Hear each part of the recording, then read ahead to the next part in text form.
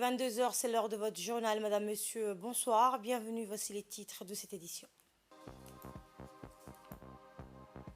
Djibouti a célébré aujourd'hui la clôture de la 5e édition de la Semaine nationale du handicap et de la Journée internationale des personnes handicapées sous l'égide du Premier ministre.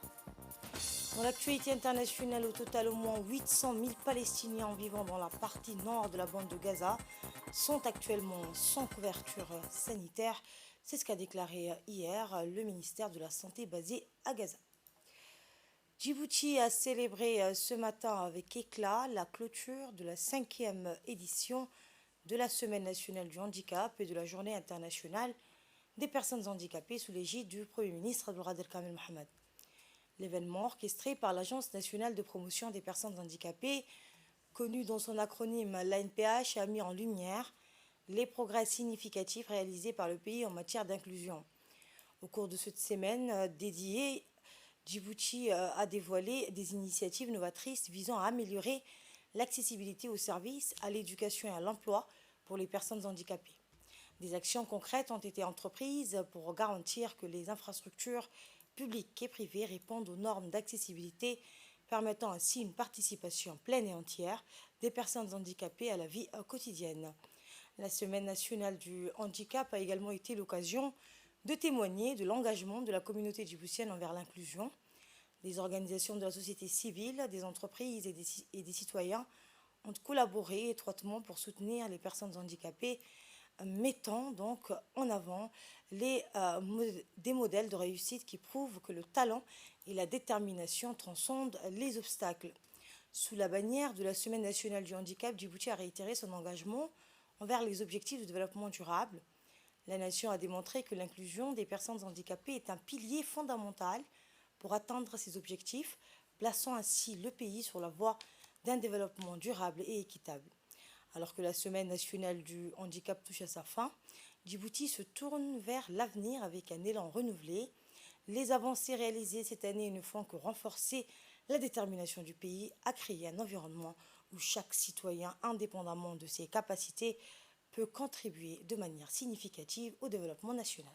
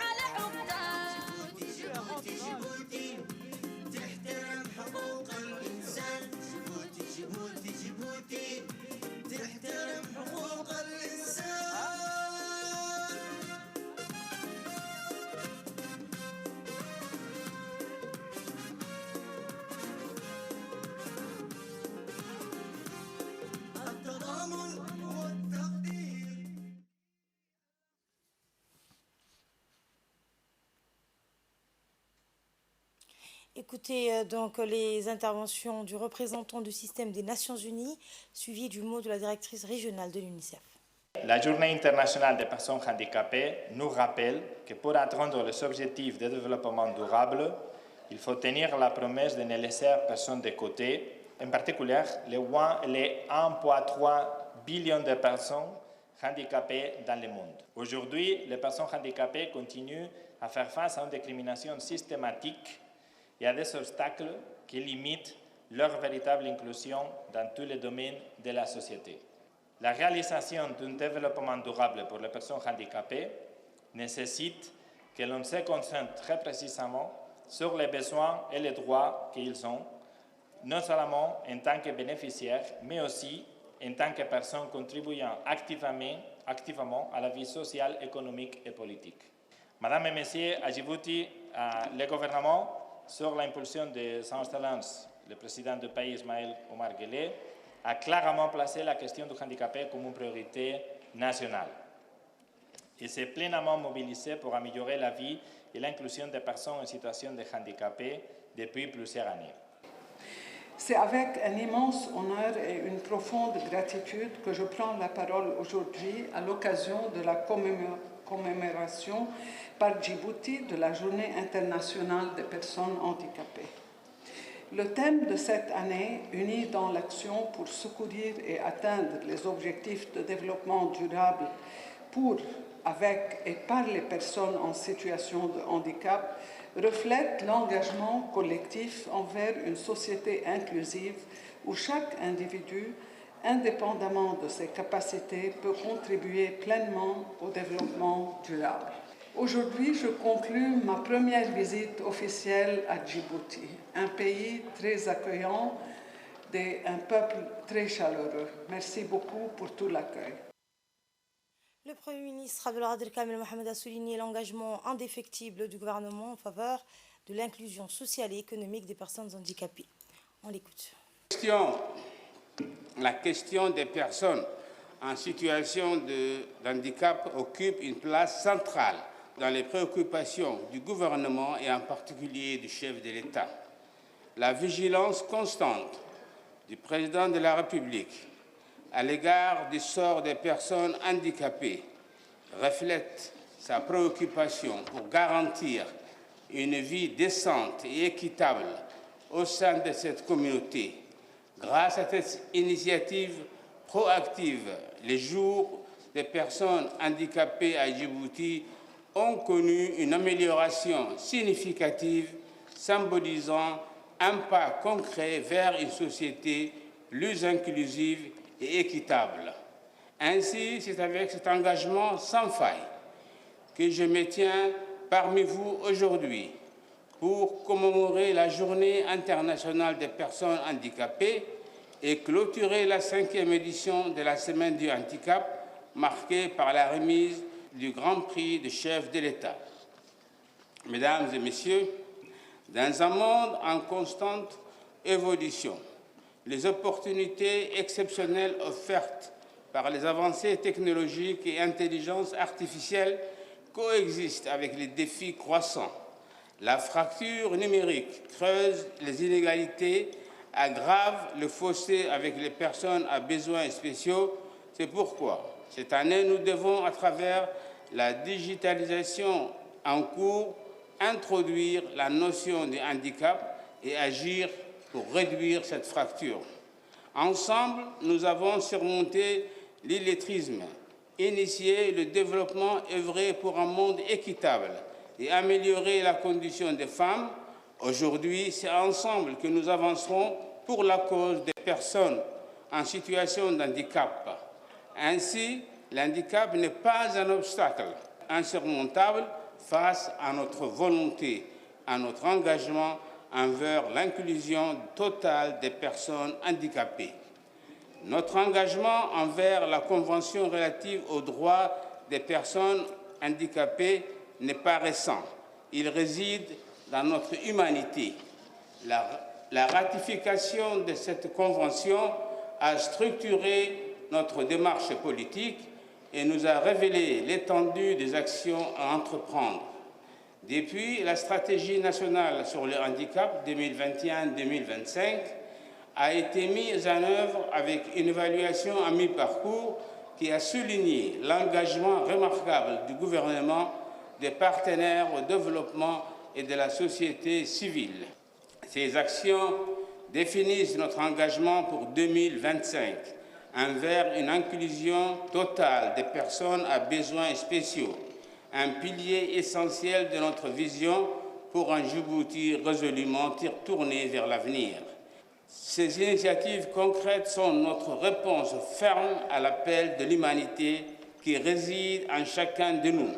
Elles constituent le socle sur lequel nous bâtissons une société où la diversité est célébrée, où l'égalité des chances est la règle et où personne n'est laissé dans les ténèbres de l'exclusion. Ensemble, gouvernement, partenaires techniques, secteur privé, organisations de la société civile et citoyens, nous sommes des artisans de cette transformation sociale. Nous ne cherchons pas simplement à éradiquer les obstacles, mais à tisser des liens et à forger une communauté où chaque individu, indépendamment de ses capacités, contribue à l'épanouissement collectif. Djibouti, ce doit être un exemple, une référence en matière d'inclusion où les personnes handicapées peuvent non seulement pleinement réaliser leur potentiel, mais également s'épanouir en leader et inspirer les générations à venir. Et la cérémonie de clôture de la Semaine nationale du handicap et la Journée internationale des personnes handicapées, comme à l'accoutumée, comportait la traditionnelle séance de remise des prix du chef de l'État pour des personnes s'étant distinguées par un précieux concours vivant au profit, donc un concours au profit des personnes vivant avec un handicap. Le premier prix de cette édition a été remis à un jeune homme dénommé Abdelwahab Moussa. Le deuxième prix de cette édition est allé au dénommé Wabri Guedi au profit des personnes ayant un handicap circulant à bord de fauteuils électriques. Et enfin, la troisième place est revenue à Samatar Mahamoud.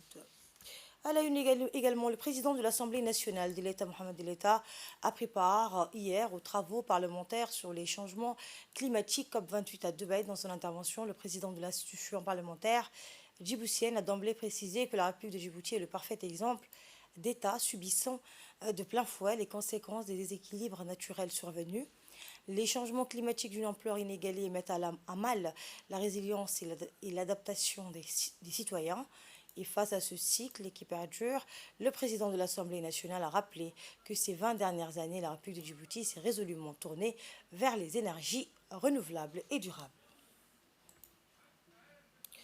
Le président donc, de l'Assemblée nationale a précisé dans son discours que Djibouti a mis en place cette année un cadre juridique instituant un mécanisme de contribution et de compréhension par séquestration à carbone. Ainsi, le président, vous l'entendrez, a conclu ses propos en affirmant que les volontés de partenariat de tout genre pour accompagner notre pays seront les bienvenues. On l'écoute. Excellence, Monsieur le Président de la Fédération du Conseil de la Fédération des Émirats Arabes Unis, Excellence, Monsieur le Secrétaire Général de l'UIP, avant de passer rapidement au sujet du jour, je voudrais tout d'abord dire l'immense joie qui m'anime pour remercier le Conseil national de la Fédération des Émirats Arabes Unis pour son hospitalité et ses marques d'estime fraternelle dont nous faisons l'objet depuis notre arrivée. Je suis convaincu qu'il nous convient à cette réunion parlementaire en marge de la COP28, le Conseil de la Fédération, l'institution haute comme l'UIP, souhaite nous inscrire dans l'élan planétaire de lutte contre le réchauffement climatique. La République de Djibouti est un parfait exemple d'État subissant de plein fouet les conséquences des déséquilibres naturels survenus. Les changements climatiques d'une ampleur inégalée mettent à mal la résilience et l'adaptation de nos concitoyens. Ces sécheresses qui s'éternisent, l'érosion côtière due au phénomène mondial de la montée et de l'acidification des eaux de mer, canicules, fortes préoccupations, une tempête de pluie faible et régulière.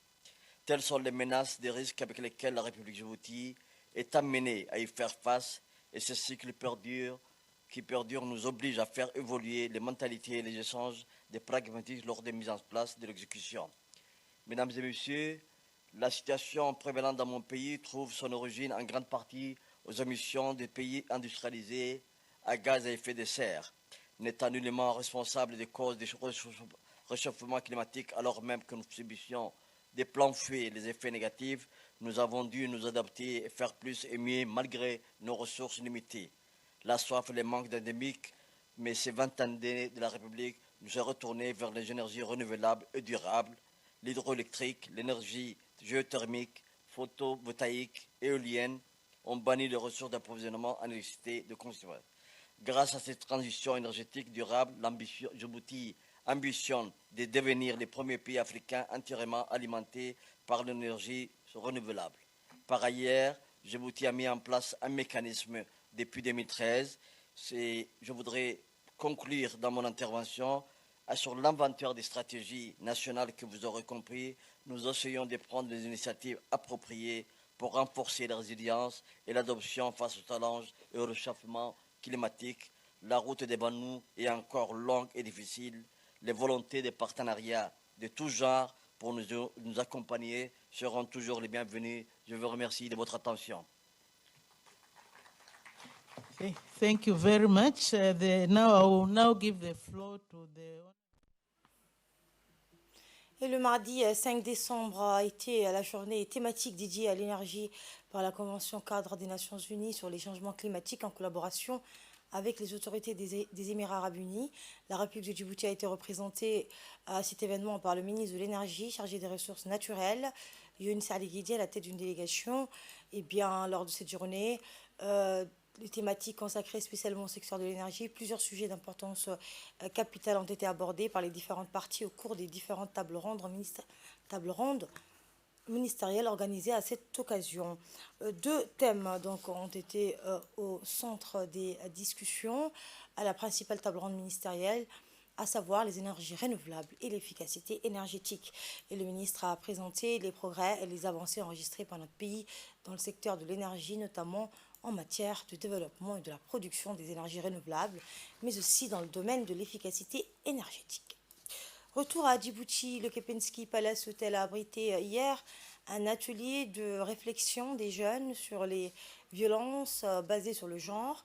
Cet atelier donc a été organisé par le Fonds des Nations Unies pour les activités en matière de population, en collaboration avec le mouvement de la jeunesse une et indivisible.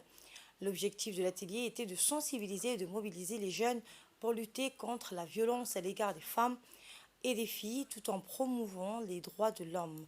Il s'agissait de créer un espace d'échange, de discussion et de propositions concrètes pour promouvoir l'égalité des sexes, combattre la violence basée sur le genre et garantir les droits de l'homme pour tous. Lors de cet atelier, une convention de partenariat a été signée entre le mouvement des jeunes une et indivisible, le Fonds des Nations Unies pour la population et la Commission nationale des droits de l'homme en vue de renforcer les actions de mobilisation des jeunes et des adolescents pour la promotion de l'égalité entre les hommes et les femmes, ainsi que les activités de référence pour les cas de violation des droits humains. Écoutez le président de la CNDH, la Commission nationale des droits de l'homme. Indivisible, cette association des groupements de jeunes qui ont su prendre à bras le corps cette question et remercier l'Agence des Nations Unies, le FUNIAP. Madame la représentante résidente, vous avez toujours été aux côtés des acteurs de la société civile qui œuvrent chaque jour pour modifier cet état de fait. Écoutons les interventions à présent du président du mouvement de la jeunesse une et indivisible, suivi de l'intervention de la représentante du FNIAP à Djibouti. Heureux de l'opportunité de célébrer la campagne de 16 jours d'activisme contre les violences basées sur le genre, en la marquant par notre engagement auprès de la Commission nationale des droits de l'homme et du Fonds des Nations Unies pour la population pour mettre fin aux violences basées sur les genres et contribuer activement à l'abandon des MGF ainsi que pour l'accomplissement des droits reproductifs. Considérons avec satisfaction que cette assise des jeunes s'inscrit dans le cadre du renforcement du partenariat de la société civile pour la promotion de l'égalité, du genre et des droits reproductifs à travers cet atelier de réflexion sur les violences basées sur le genre qui vise à promouvoir l'engagement civique des jeunes contre les violences et les pratiques néfastes à l'égard des femmes et des filles entravant l'exercice des droits fondamentaux des femmes et des filles de Djibouti. Rappelons que notre engagement consacre et tire profit des instruments et des feuilles de route internationales auxquelles la République de Djibouti adhère, telles que la Convention pour l'élimination de toutes les formes de discrimination à l'égard des femmes. Pour nous, il s'agit d'une première parce que nous avons organisé ou participé à beaucoup de réunions des jeunes, de réseaux de jeunes, où ces questions ont été, et d'autres qui intéressent la jeunesse ont été soulevées. Et nous avons aussi organisé ou participé à des ateliers de renforcement des capacités des personnels de différentes structures chargées de la réponse.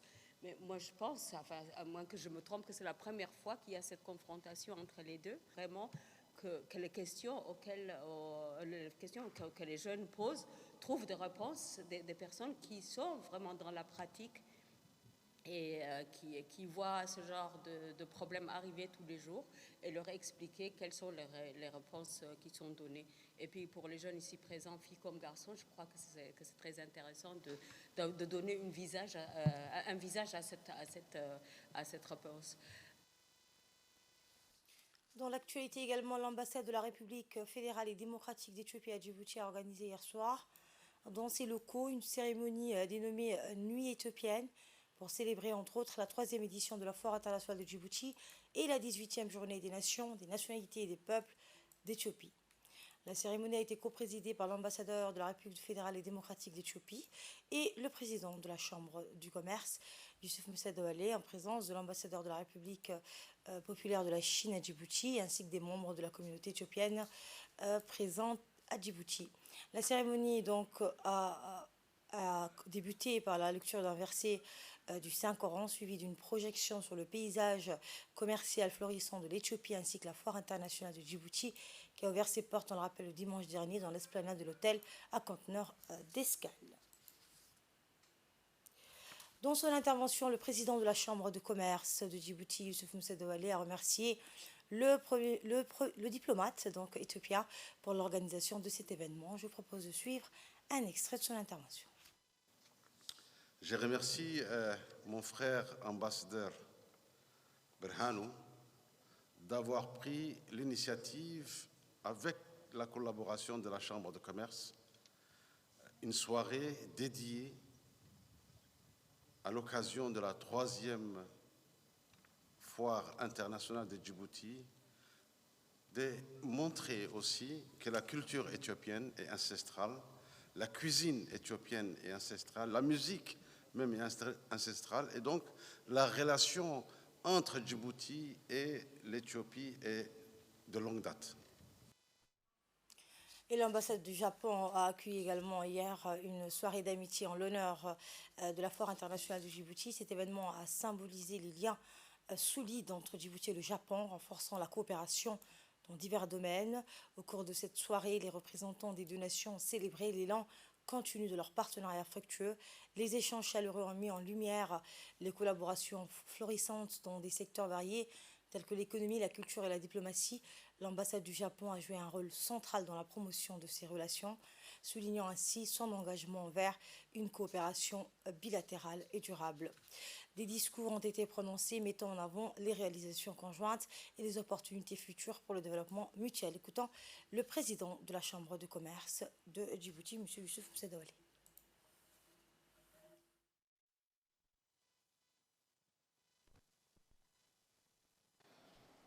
En ma qualité de président de la Chambre de commerce de Djibouti, je tiens à exprimer ma gratitude pour la présence de chacun d'entre vous, qui symbolise l'union et la collaboration étroite entre nos deux pays. Djibouti et le Japon ont des liens historiques, culturels, économiques forts. Cette soirée est une célébration de notre amitié et de notre partenariat. Elle est le reflet de notre engagement commun à travailler main dans la main pour relever les défis de demain et saisir les opportunités qui se présentent à nos deux nations. La Foire internationale de Djibouti est un symbole de notre ouverture sur le monde et notre désir de promouvoir le commerce et l'investissement. Elle offre une plateforme exceptionnelle pour que les entreprises de Djibouti et du Japon puissent rencontrer, échanger, tisser des liens commerciaux durables. Dans le cadre du maintien des opérations de contrôle des prix et des stocks, les inspecteurs du ministère du Commerce et du Tourisme ont procédé ce matin à une collecte des données des prix et du stock dans la région d'Obok. À leur arrivée, donc, les inspecteurs du ministère du Commerce ont eu une rencontre avec le préfet d'Obok, Moussa Aden Miguel, à la préfecture. Ce projet est financé par la Banque mondiale dans le cadre de la riposte d'urgence de la crise alimentaire. L'objectif de cette opération est de relever la gestion des stocks et de vérifier la pratique des prix homologués. Les inspecteurs ont rencontré les responsables des établissements de stockage et de distribution dans la région. Ils ont inspecté les stocks de produits de première nécessité, notamment les riz, les huiles alimentaires, les sucres et les produits laitiers. Les inspecteurs ont donc constaté que les stocks sont suffisants pour couvrir les besoins de la population de la région. Cependant, ils ont relevé quelques irrégularités, notamment des dépassements des prix homologués.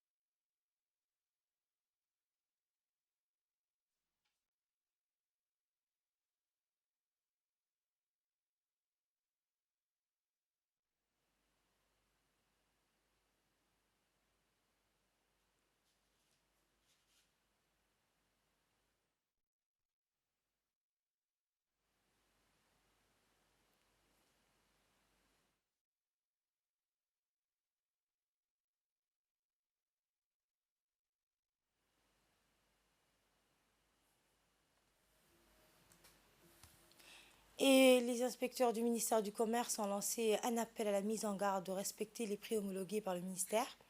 Ils ont indiqué que des sanctions seront prises à l'encontre des établissements qui ne respecteront pas les prix homologués. De maintien des opérations de contrôle des prix et des stocks, les inspecteurs du ministère du Commerce ont procédé de collecte des mouvements de stocks ce matin dans la région d'Obok. Ce projet a été financé par la Banque mondiale et c'est dans le cadre de riposte d'urgence à la crise alimentaire.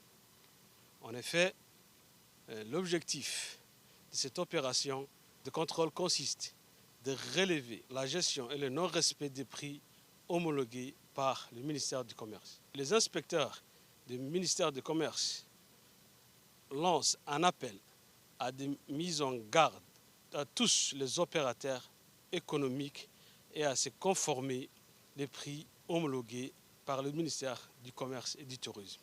Je remercie le préfet de la ville d'Obok ainsi que les forces de l'ordre, les gendarmeries et les polices pour leur soutien indéfectible que nous ont donné. Et une délégation conduite par Dorothée Hutter, directrice pays du bureau de coordination de la GIZ, a effectué une visite de travail dans la ville de Dikil. À son arrivée, la délégation a été accueillie par le préfet de la ville. L'objectif de cette visite était d'établir des contacts avec les autorités locales, de comprendre le travail effectué par la GIZ et ses partenaires, ainsi que d'écouter les préoccupations des divers acteurs impliqués. Par la suite, la délégation s'est rendue au conseil régional où elle a été reçue par le président du conseil régional, Mahad Hussein Ahmed, en présence du chef de détachement de police de Dikil. La délégation de la GIZ, à travers son projet Better Management Migration, on s'engage à soutenir les autorités nationales et les institutions dans la réalisation d'une migration sûre, ordonnée et régulière en mettant en œuvre une approche basée sur les droits de l'homme. Le projet vise également à lutter contre la traite des êtres humains et le trafic d'êtres humains, tout en cherchant à protéger les victimes de la traite et les migrants vulnérables. Une visite guidée du bureau de la CNDH, la Commission nationale des droits de l'homme, a été également organisée afin de rencontrer le staff de la GIZ. Enfin, dans la salle de réunion du Conseil régional, une présentation détaillée de la Commission nationale des droits de l'homme a eu lieu, mettant en lumière son engagement en faveur d'une migration respectueuse des droits de l'homme et de la lutte contre la traite des êtres humains. Cette journée de travail a renforcé les liens entre la GIZ et les autorités locales de Dikil, laissant entrevoir des perspectives fructueuses pour le projet. Les cadeaux offerts à la directrice par le préfet et le président du conseil régional sont les symboles renforçant les liens entre la GIZ et les autorités locales. À Arta, à présent, l'ONG Groupe Médical Chinois a remis ce matin des kits sanitaires aux dispensaires de la localité de l'Aïta, de la région d'Arta, réceptionnés par le médecin-chef de la région. L'ONG chinoise effectue également une caravane médicale par laquelle un nombre important de la population de la cité Moumena de cette localité ont bénéficié. Au moins 50 patients issus de l'Aïta et les localités avoisinantes ont bénéficié de cette caravane de santé offerte par l'ONG chinoise.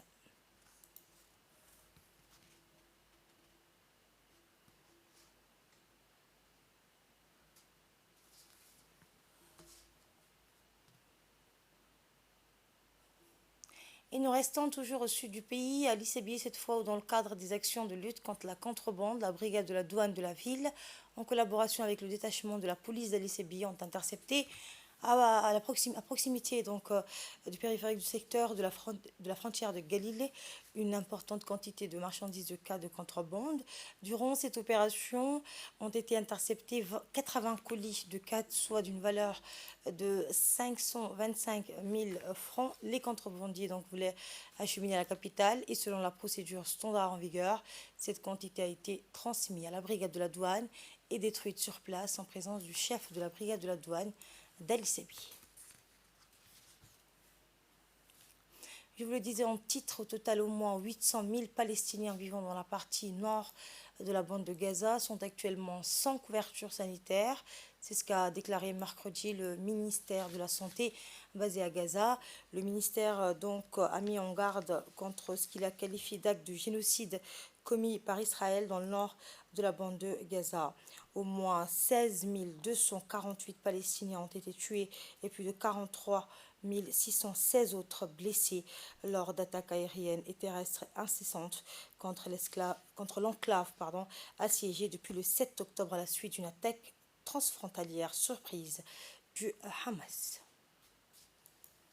Et c'est la fin de cette édition. Merci à vous de l'avoir suivi. Très bon week-end à toutes et à tous.